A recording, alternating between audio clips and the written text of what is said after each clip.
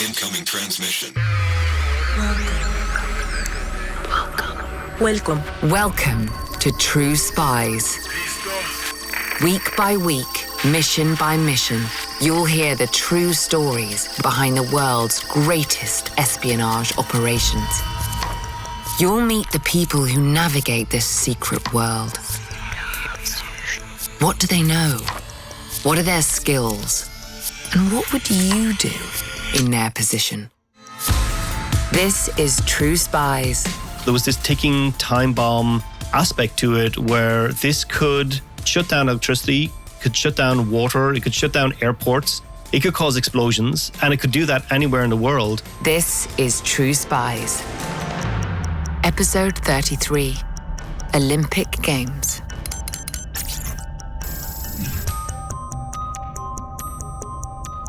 In 2010, the discovery of a vicious computer virus announced the dawn of a new era of warfare, one that could be conducted without the firing of a single weapon, but where capacity for destruction knew no bounds. It was the first time we'd ever seen code that could affect change in the real world. This is the story of a piece of code, a series of zeros and ones that would transcend the digital realm and change the geopolitical landscape forever. It could actually make equipment function differently and potentially cause explosions. It's the story of a technological revolution, a watershed moment in the history of modern espionage. And yet the two characters at the center of this tale are not spies. And for them, this story begins as every day does, with them sitting behind adjoining desks in a run-of-the-mill office space in Los Angeles, California. My name is Liam Muraku, and I'm a director with security response with Symantec. My name is Eric Chin, and I'm a technical director at Symantec. Meet Eric Chin and Liam O'Murku, two cheerful code analysts working at Symantec, a company that sounds more likely to install your new computer than to involve itself in games of international espionage. But you'd be making a big mistake if you were to judge this book by its cover. Symantec is a powerhouse in the murky world of cybersecurity. This private company deals in software that protects all of us from the constantly growing threat of digital infiltration and exploitation. Banks, governments, regulatory bodies that ensure the execution of fair elections, Symantec counts all of them amongst its clients. In this world, people like Eric and Liam are known as defenders. In some ways, it is a little bit like the spy world. You know, the best layman's example I can give of what we're doing on a day-to-day basis, it's like we're given some sort of package that is encrypted or coded, and we have to come up with tools to basically decipher it and figure out what is the intention of this blob of data that's been received on your machine. And it's not written in straightforward English. It's literally in zeros and ones. We're taking zeros and ones and translating them back into sort of real-world behaviors. This work may take place in the digital realm, but it has more in common with traditional tradecraft than you might think. Often we are tracking attackers where we're trying to figure out where they are, where they're located, why are they doing this, how much money are they making, and we're trying to do this all undercover so that they don't know that we're so close to them or that we're going to catch them or that we have such insight into their operation. In 2010, Liam and Eric would discover just how high the stakes could climb in this digital game of cat and mouse when they stumbled directly into the most ambitious act of cyber warfare ever recorded. Yet this wasn't always such an ominous business, and Liam and Eric never chose to enter into such a dangerous world. So I started off interested in security when I was in college. This was around 1995. Another student in university released a worm onto the university network. So when you went to use your workstation, a window would pop up with 10 questions, and they were questions from Lord of the Rings and things like that. And if you didn't answer those 10 questions correctly, you couldn't get onto your computer. I just thought this was absolutely fascinating, and I started digging in to understand how did it work and who had written it and where had it originated and how could it spread and how could you defeat it. I got bitten by the bug at that stage of security and particularly viruses and analyzing code. That was it then. I just wanted to do that for my career. In their early years at Symantec, at the start of the 2000s, most of the threats that Eric and Liam encountered weren't much more threatening than that Tolkien pop quiz. The vast majority of things we were protecting people from were things like mass mailing email worms or things that were trying to steal people's credit card numbers. 99 out of 100 things were that, or even more, 999 out of 1,000. These were the activities of cyber gangs and bored teenagers, out to make a quick buck in the unregulated hinterland of this new digital age. But we were starting to see just on the edges some different types of attacks. And they were primarily actually coming out of China. And they were probably believed to be sort of the first more nation-state likely attacks. These attacks accounted for a tiny minority of cases, but they taught Liam and Eric an important lesson. It was becoming crucial that they could recognize these new, different kind of attacks when they saw one. We would see like an infection in a hotel or a bunch of hotels in a region. And we might just think, oh, I don't know, they're just going to go after some sort of money situation in that hotel, try to steal money from them. That sounds plausible, right? There's a lot of money coming in and out of expensive hotels. These attackers must be looking for an easy, lucrative payday. But before you put this case to bed, perhaps you should dig a little deeper. Step outside the world of zeros and ones for just a moment. Pick up a newspaper. Turn on the TV. You never know where you might find a new dimension to an open and shut case like this one. Liam and Eric started to look more closely. And then you realize, oh, wait a second. In that time period, the G20 was meeting there. And then suddenly you realize, wait a second, they're not really going after the hotels. They're really going after the people who are staying in the hotels. What Eric and Liam were seeing was the first fumbling gestures of a new breed of espionage. One that took place exclusively in the digital realm and offered nation-states unprecedented opportunities for gathering intel. This type of activity was, for the time being, an outlier in cyberspace, but it wouldn't stay that way for long. What really changed was about a decade ago, we had this threat Stuxnet. In 2010, a new virus landed on the digital desk of Symantec. I remember clearly receiving the file. It was a Friday afternoon, and this report came in from Belarus that they had discovered a piece of software that was very unusual and that was able to spread via USBs. A quick malware 101 for the uninitiated. A virus usually spreads from computer to computer by tricking you into clicking a link or downloading a file. Once that file is opened, the malware runs and bingo, your device is in the hands of an unknown attacker. A terrifying thought, no? But what Liam is describing here is something even more ominous. This was no regular virus. This was a worm, a piece of malware that could spread itself from machine to machine without its victim needing to do anything at all. No clicking on a link, no opening a file. This worm simply writhed around undetected, infecting every Windows machine that stood in its path.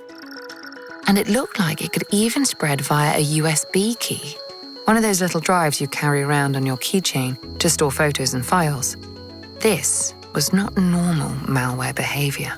So we received this report. It had an initial analysis of what was happening, and then we started to dig in, and straight away, red flags just went up as we analysed the code.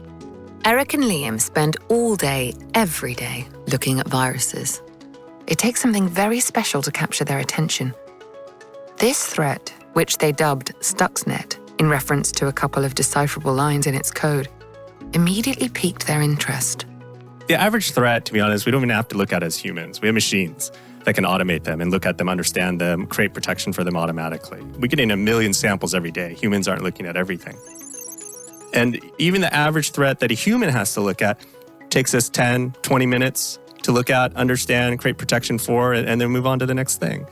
And Stuxnet, we spent, I don't know how many hours. We ultimately spent 6 months looking at it. So you can just see the order of magnitude here is extraordinary. It is really nothing we've ever seen before. And since that time, still nothing we've ever seen since. It wasn't just the fact that this worm could spread via a USB key that troubled Eric and Liam. As they began to scratch away at Stuxnet, they found some troubling hints at the virus's purpose. One of the first things we do is we run something called strings, where we just try to find human-readable text inside these binary blobs. And we saw these strings that were saying things like Siemens, PLC, WinCC. No idea what those terms mean, but you just Google them. And as soon as you Google them, you realize it is specialized computers that are utilized for critical infrastructure, factories, power plants, all of this kind of stuff. So that immediately was like, wait, what is this? It was clear to us from the code that it was physical equipment that was being targeted. We'd never seen this in code before, and it was clear that this piece of software was going to have a real physical damage possibility in the real world. And that was kind of mind-blowing, to be honest with you. Take a moment here to think about the world beyond the lines of code that are filling your screen. You've dealt with malware before, but this is different. You recognize in this code a new breed of threat. This virus is targeting the machinery that controls energy grids, power plants, transport hubs. Do you have any idea what that means? The worm called Stuxnet might just breach the parameters of cyberspace and cause real destruction in the physical world. So what would you do with this information? For Liam and Eric, the answer was obvious. They looked for backup. We cooperate in this security world. We weren't necessarily the only ones looking at this thing.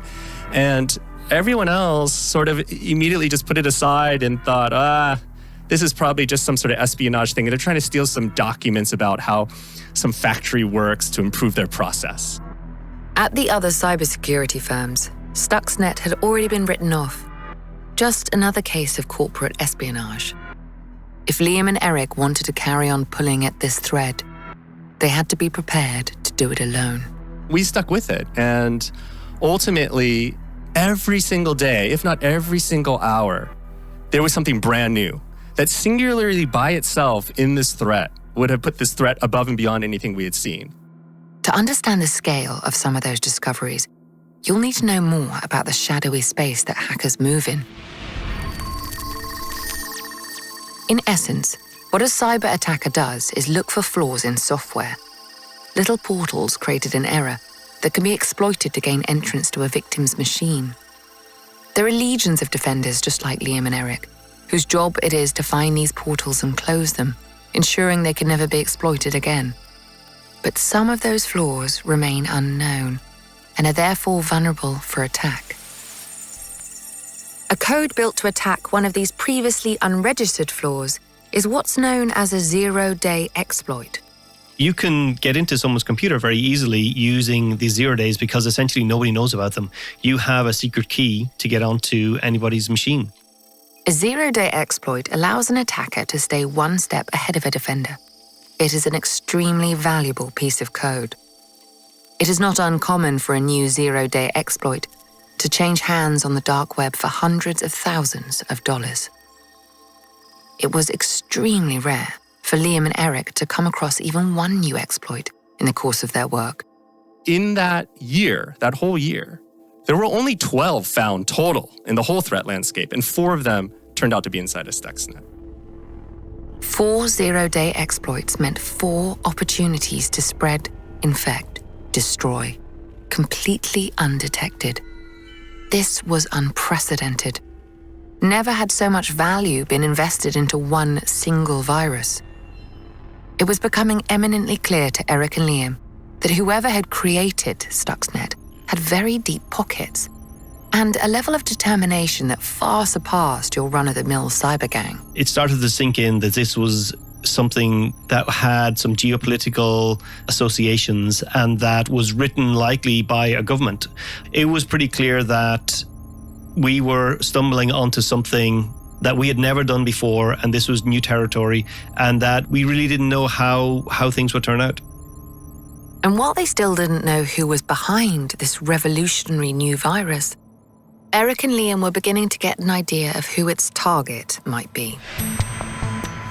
We have basically sensors all around the world, and we could see where the infections were popping up all over the world. And while they were all over the world, they were the vast, vast majority coming out of Iran. Cast your mind back to the year 2010. If you picked up a newspaper on any given day that year, you would have been likely to find some troubling story or another making its way out of Iran. The country was still reeling from the previous year's election, the highly contested results of which delivered a renewal of power for President Mahmoud Ahmadinejad. The leader of Iran was much maligned in the West for his hardline religious fundamentalism and for his open hostility towards the US and its allies. The explicit purpose of Stuxnet remained shrouded in mystery. But in the volatile political situation bubbling up in Iran, Liam and Eric sensed they might find the answers they were looking for. So we began to follow the news in Iran, especially in regards to critical infrastructure. And one of our first guesses was obviously something related to oil or gas. What happened during that time was there were actually multiple unexplained explosions of gas pipelines coming in and out of Iran. Stop to think this through for a second. You've just discovered a revolutionary new virus, one that you know has the capacity for real physical destruction. And all signs indicate that this virus is targeting Iran.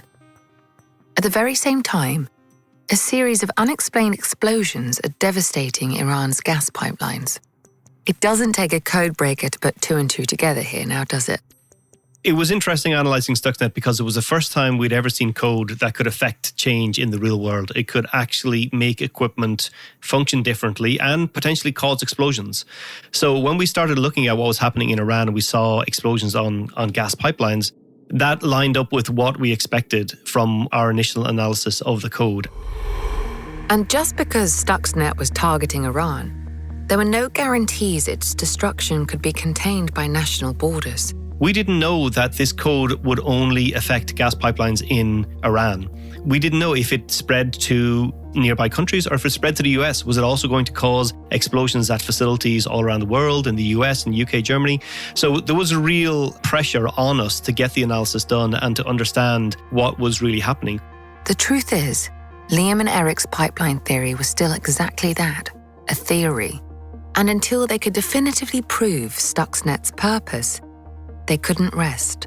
At this point, it becomes scary because we know the capabilities are inside the software, but we really don't know the actual target. Even if the target was in Iran and it could make something blow up in Iran and literally kill people, we didn't know if maybe it wasn't designed properly. Maybe it had a bug in it, a fault, a mistake in the code that would cause the same thing, for example, to happen in the US. And we had customers calling us going, hey, look, I actually found an infection on my Windows computer in my plant. Is it going to shut my plant down? Is it going to cause the pipeline to go off? Is it going to go the power to go off? And the reality is we didn't have the answer to that question. You'll remember that Eric described the process of unpicking malware as a sort of game of translation, where a package of zeros and ones must be converted into their real-world intentions. The real-world intentions of Stuxnet, when translated, appeared to correspond to a machine known as a PLC, or a programmable logic controller. These are basically specialized tiny computers that are used to control all kinds of critical infrastructures, flipping on pressure switches or adjusting even the lights or making a robot arm move.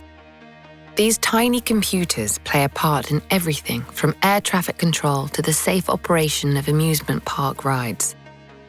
Though Liam and Eric knew that PLCs were the principal target of Stuxnet, they had no idea in which context those PLCs were being targeted.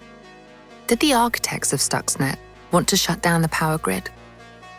Did they want to bring planes crashing out of the sky? The truth is, Eric and Liam simply did not know. What we were able to figure out at that point was that it's going to set this variable, this setting, to 1064.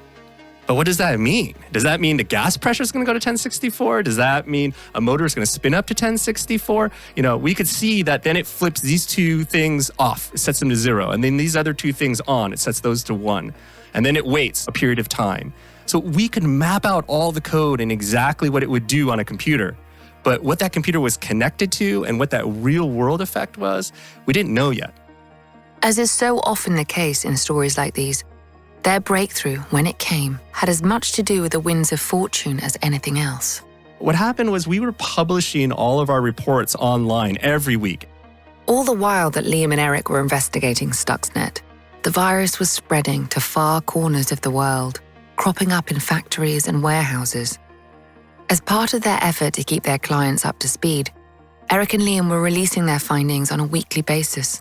And at the bottom of each of our little reports, we would have a little call to people out there saying, if anyone knows anything about critical infrastructures, PLCs, contact us, because we weren't experts in that space. And to be honest, no one really contacted us, except for one guy. One guy who happened to be something of an expert when it came to PLCs. He had a throwaway line in his email. It wasn't even the purpose of his email. And he just said, every device that's connected to these PLCs has a 16-bit identifier, like a little fingerprint code. I was reading this mail in my cube, and Liam sits right next to me in the cube. And when we stand up, we can see into each other's cubes. And I popped right up, and I said, hey, read this. Eric and Liam had been puzzling over one such 16-bit code, something they'd uncovered in their first analysis of Stuxnet, but hadn't been able to understand until now. And then when we looked that up, it mapped to these frequency converters. And those frequency converters were used to spin centrifuges. Centrifuges? Frequency converters? You'll be forgiven for missing out on the eureka moment buried within this discovery. But type the make and model of this specific frequency converter into Google, and you'll find a revealing detail. We saw that it had an export control license. So if you wanted to buy this piece of equipment, you needed to have an export control license in order to be able to sell that to certain countries. Why on earth would something as benign sounding as a frequency converter require such strict regulation? And that was when we discovered that this is a piece of equipment that can specifically be used for uranium enrichment. Since the day this virus landed on your desk, you have known it has a real-world target. And finally, you have found its destination. The target of Stuxnet is the centrifuge that is employed in nuclear facilities all around the world for the enrichment of uranium. If you enjoy this podcast, please click now to give it a 5-star rating. The ratings help people discover the podcast and help us get more great guests for you. And if you have some time, why not forward the podcast to a few friends? Both of those things help us grow the audience and bring you more great episodes. Let's return to Iran. There's another important aspect to the story of Iran and its conflict with the West during the 2000s.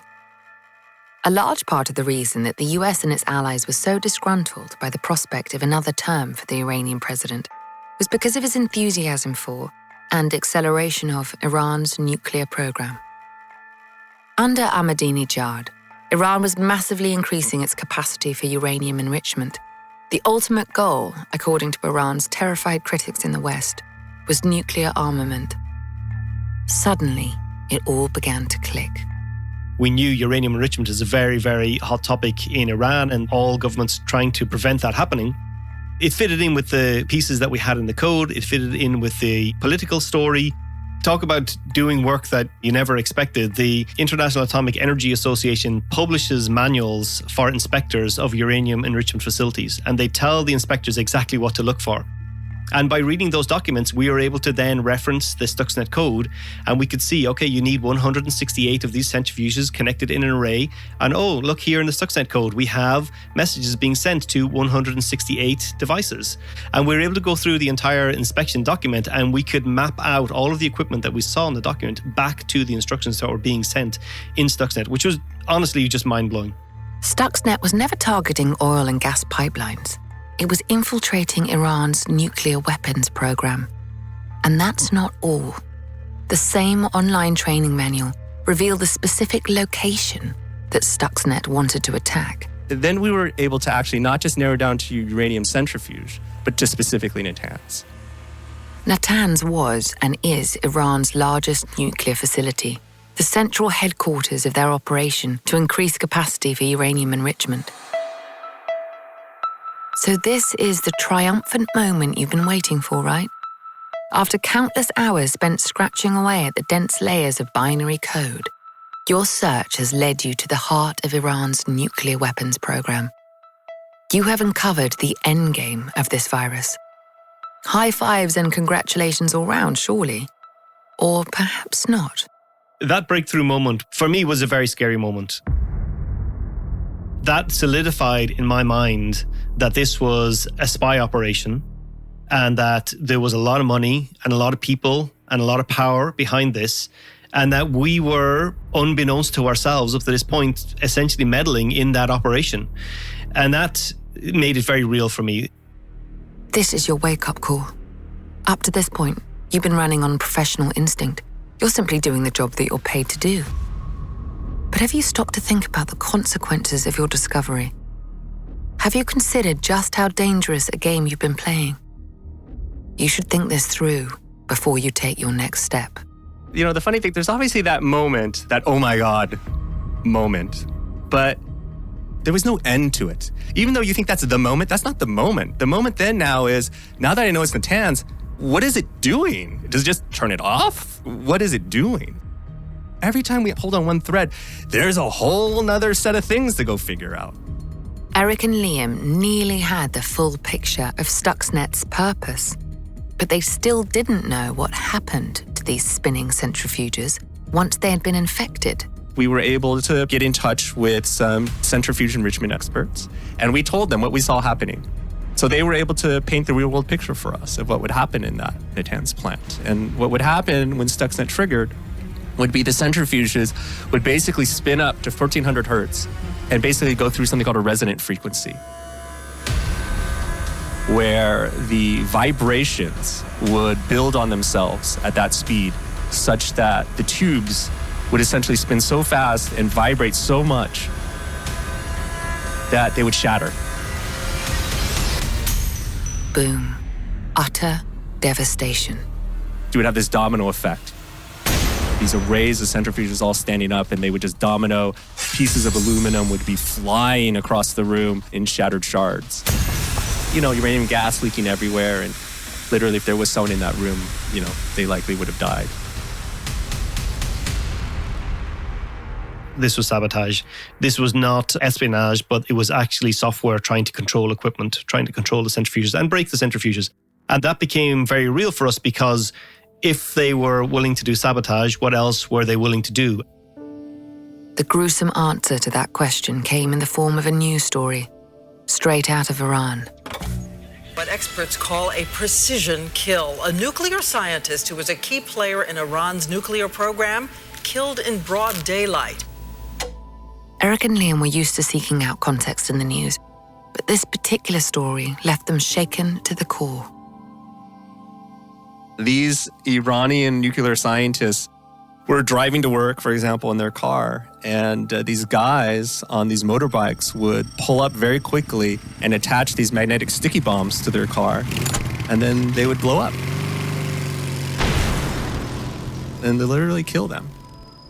Here we are exposing this whole nuclear sabotage operation, and at the same time, they're killing people related to it.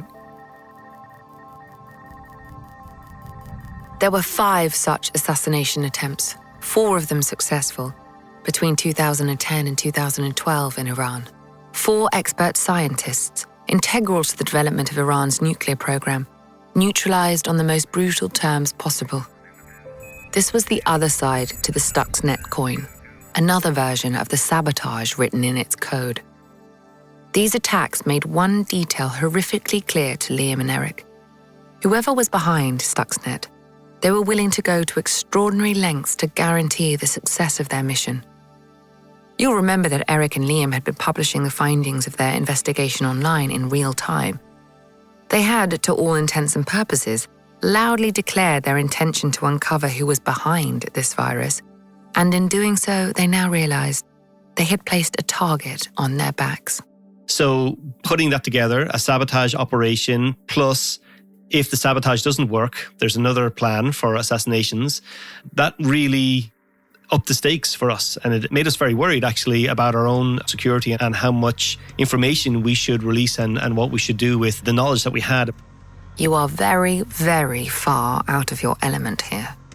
Forget corporate espionage or hackers on the hunt for a quick buck. The stakes here are real. Explosions, assassinations, nuclear weapons. Is this really a story you want to follow to its conclusion? It might not end well for you. After all, Nationality and profession don't guarantee immunity in this world. There's a very famous story of the Greece wiretapping incident at the time of the 2004 Olympics, where Ericsson and Vodafone equipment was tapped and used for spying. We had followed that operation because there was malicious software used. And what was in the news afterwards was some suspicious deaths of some engineers who had been working at Vodafone in relation to that incident. Eric and Liam were all too aware of the nasty precedent that had been set. When civilians stray into spaces they're not welcome, the consequences can be life and death. They were rattled. Those sort of suspicious deaths were all apparent suicides. And so maybe we were half joking, we would go to lunch during the day and be like, hey, look, we're going into the weekend. And if I'm found dead this weekend, I'm not suicidal. But underneath the half jokes, there lurked a very real fear. I'm not exaggerating when I say that when I left the office, I would look under my car. I pulled out of the office parking lot one time, turned right onto the street. And just as I pulled out, this guy on a motorcycle out of nowhere, all dressed in black and a black helmet, comes speeding up right next to me. And, you're just sitting there in your car at that moment, just holding the steering wheel going, okay, I hope this isn't it. I hope this isn't it. This might sound like your garden variety paranoia, but you have to remember that Eric and Liam are trained to pick up on unusual activity, to recognize when something's off. And during their analysis of Stuxnet, alarm bells have been ringing all over the place. I'm Irish, but I'm living in Los Angeles, so I would make a lot of calls home to Ireland, and I had never noticed any interference on my calls. And suddenly, around the time of Stuxnet, when we started publishing information and it became clear that we were doing a large investigation into Stuxnet, I started to notice unusual activity on all my international phone calls, taking longer to connect, extra noises, extra static. And in one case, I made a phone call and somebody picked up the call and answered before the person who had actually called answered. Technical difficulties on a long-distance call. A man dressed in black pulling up beside your car on a motorbike. These tiny moments could mean nothing, or they could mean everything. The timing of it was so suspicious. We knew that there was interest from governments in our analysis and what we were doing. We hadn't got to the crux of Stuxnet yet. We hadn't understood exactly what it was that it was doing, and it was clear that there were people who wanted to know, were we going to get there? Were we going to publish it? What information did we have? Were they exposed? So I have no doubt at all that we were being spied on at that time. These men are not spies, and they would never claim to be. This world of wiretaps and sticky explosives is not their natural habitat, and yet, during the most stressful, dangerous period of their lives, they demonstrated a sense of duty that any operative would take pride in. We had a philosophy of our job is to protect our customers. That was sort of the very thick line of the reason why we needed to continue looking at it. Their investigation into Stuxnet took them to terrifying new places, to the core of an international conspiracy for sabotage and assassination, and yet never once did they waver in their resolve. There was a big responsibility to the world. We didn't know initially that it was just targeting Natanz and Iran, where this could shut down electricity, could shut down water, it could shut down airports, it could cause explosions, and it could do that anywhere in the world. And there was a huge driving force to defend all of those places and to defend critical infrastructure, to defend people, to defend lives. That's a really huge driving factor. Defending those lives meant carrying on this investigation and answering its final unsolved question. Who was behind Stuxnet? They didn't have the proof they needed, but they were picking up on some hints. Of course, we knew if Iran is the target and uranium enrichment is the target, there's only a handful of governments that are likely to be able to do this, that are sophisticated enough, that can write code this good and can have an operation this big. And their suspicions were only reinforced by some of the details they had uncovered in Stuxnet's code. There was a large configuration file in the code that made it clear to us that there was legal oversight of the operation. In particular, there was one date in there. It was a cutoff date, and it was one day before the inauguration of President Obama. Why on earth would a renegade virus, designed to infiltrate and ruthlessly attack its target, potentially killing people in the process, need a cutoff date? And why would that date coincide so precisely with the arrival of a new American president? That gave us a clear indication that this is a large operation that has legal oversight, and for legal reasons, they have to end the operation at the end of Bush's presidency, and they have to get it re-enabled when Obama becomes president. So that's a very strong indicator to us that it is a US government operation. Bingo. Eric and Liam had uncovered the shocking truth behind Stuxnet, but it was not until years later that they would have their proof. Since that time, there's been both the Snowden leaks and something called the Shadow Brokers leak. The Shadow Brokers leak were the leak of the tools of the NSA. And there are basically pieces of code in those leaks that marry up to Stuxnet. The final anonymous helper in this game of cat and mouse. A group of hackers who infiltrated America's National Security Agency network and published the tools they had developed for cyber espionage. Amongst those tools, a virus that bore a shocking resemblance to Stuxnet. This was all the proof Eric and Liam needed. Since those leaks, multiple journalists, citing government sources, have corroborated this version of events. Stuxnet was created by the US government and its chief ally in the Middle East, Israel, with the explicit intention of crippling Iran's nuclear program. Their articles revealed something else. For the US and Israeli intelligence agencies who'd had a hand in it, Stuxnet was never called Stuxnet. To them, it was Operation Olympic Games. If their reports are to be believed, Operation Olympic Games was never designed to spread outside of Natanz. That it ended up infecting machines all over the planet was a simple case of human error, a flaw in the code. It was that flaw that ultimately delivered Stuxnet to the hands of Liam and Eric and placed two cyber defenders working for a private security company in Los Angeles at the very heart of a profoundly dangerous game of international sabotage. The only question left to answer is whether Operation Olympic Games succeeded in its aim. We were able to then go back to the IAEA docs once again and those inspector reports. And the inspectors were recording every time new centrifuges were brought in and old centrifuges or broken centrifuges were brought out. And so there were reports from a year prior from the IAEA that they brought out at least 1,000 centrifuges. Iran, in this and all matters, prefers to keep its cards close to its chest. And the true extent of Stuxnet's damage to the Natanz plant is still cause for speculation in the West.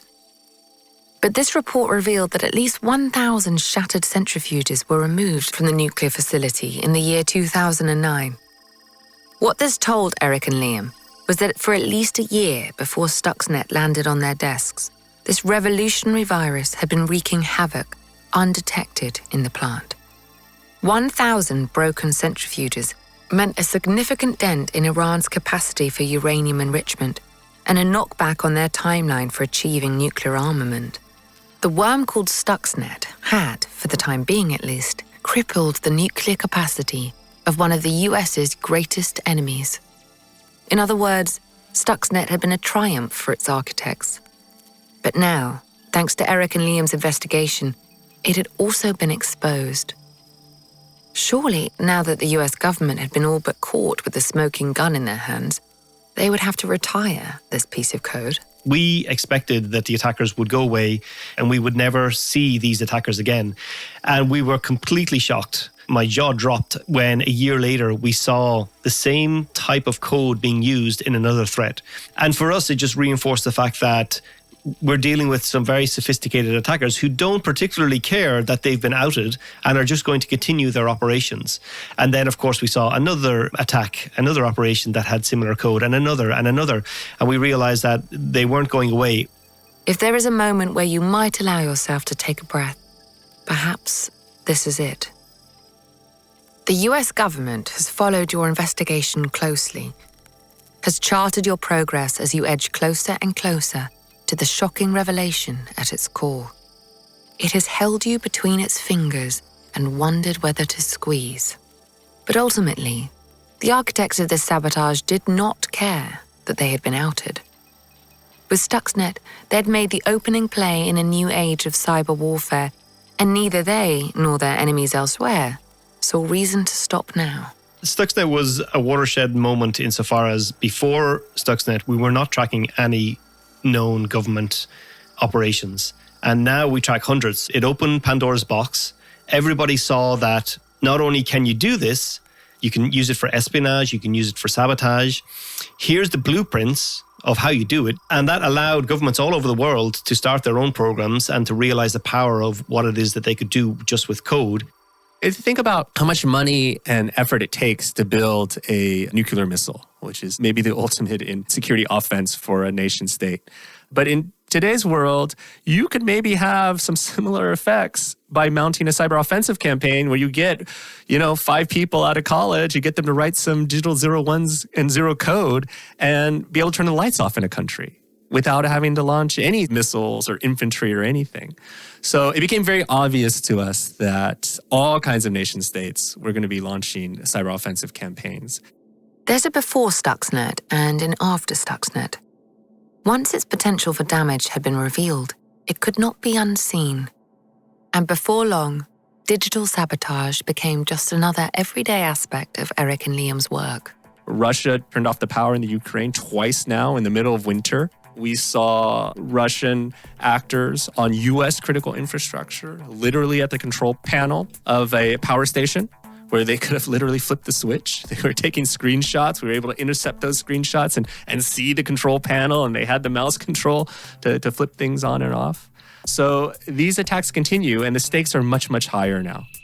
Because despite the growing frequency of these attacks, we are still wading into uncharted territory. I think some people are surprised to learn there are actually rules to war. There's established international norms for rules to war, but not for quote-unquote cyber war. There are no rules. There are no treaties right now. There are no international norms right now. It's a bit of a Wild West. And in the Wild West, anything goes. This story has a postscript. In 2020, a full decade after Stuxnet was first uncovered, 2 news stories arrived in short succession and brought with them a vivid sense of déjà vu. What exactly happened at the Natanz nuclear facility last week? It's a question people in Iran and around the world have been asking since a fire was reported at Iran's main uranium enrichment facility on Thursday. First, a fire at Natanz's centrifuge assembly facility. And second, Breaking news for you. Iranian state media are saying one of the country's top nuclear scientists has been assassinated. espionage and sabotage, virus and murder. The digital world and the physical. The lines have blurred once again. For Eric and Liam, news stories like this remind them that the shift is permanent and that their lives have been altered forever. We are in a world now where cyber warfare exists. And you have to remember, at least in the US, when we talk about critical infrastructure is run by private companies. That is protected by a private company, such as Symantec, that has 2 guys like Liam and Eric sitting there making sure that the lights are on every day. I'm Vanessa Kirby. Join us next week for another brush with True Spies. We all have valuable spy skills, and our experts are here to help you discover yours. Get an authentic assessment of your spy skills created by a former head of training at British Intelligence for free now at SPYSCAPE.com.